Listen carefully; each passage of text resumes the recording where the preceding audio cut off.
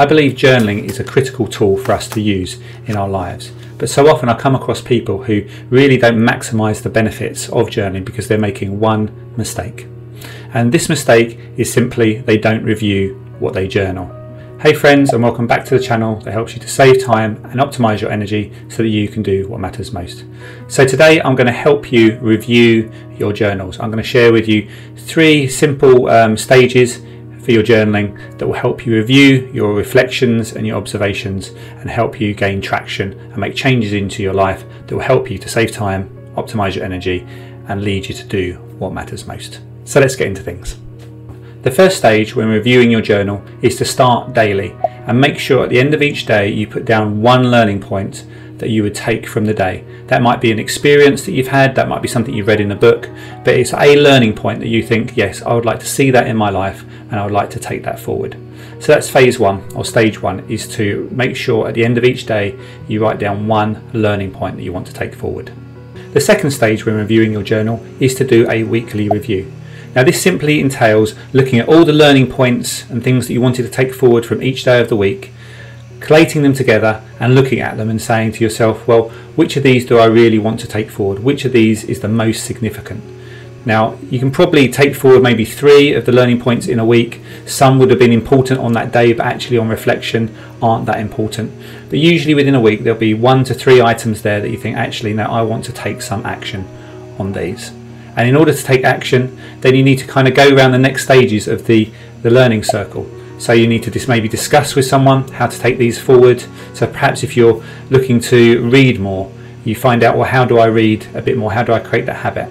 Then you create a plan for doing that.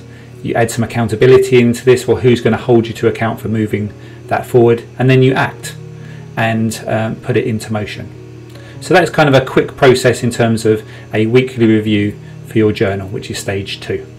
The third stage when reviewing your journal is to do a termly or quarterly review. Depends what kind of rhythm of life that you have. It doesn't really matter whether it's termly or quarterly, but the idea of this review is to really look at your previous weekly reviews and draw out of it things and learning points that are probably the more significant in your life.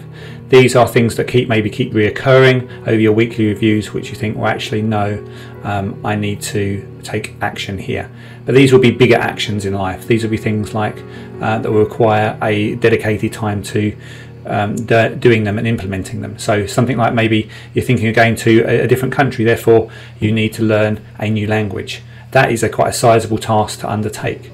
And so that's the whole purpose of a termly and quarterly review, that kind of then shapes maybe your goals for the year or your goal for the next quarter. It's looking at the bigger things, and I recommend only really taking maybe one thing out of all those weekly reviews to take forward, because it's difficult to focus on lots of things and lots of big things at one time or another. So that's it really. You can use the same learning circle technique to discuss, plan, account and act in order to make this bigger thing happen. But like I say, the whole purpose of this termly or quarterly review is to look for reoccurring things that have happened, reoccurring learning points, and then focus on how to take those forward. So there you have it. The biggest mistake we can make when journaling is not giving ourselves time to review. I hope what I've shared today will help you review your journaling and help you to gain traction and take action so that you can do what matters most. Now if you say to me, well James, I haven't got time to add in a review process, then look at things a little bit differently. Sacrifice one of the journaling days. So for example, instead of journaling every day of the week, journal 6 days and then have 1 day to review. Therefore that keeps yourself within a rhythm, doesn't create extra time, but means that you're able to review and take forward some key learning points. So my challenge in action for you today is really just to start with stage 1 that I outlined. Every day that you journal, make sure that you take one learning point out of it that you can take forward. So that's it for today. If you found this video helpful, then check out these 2 videos.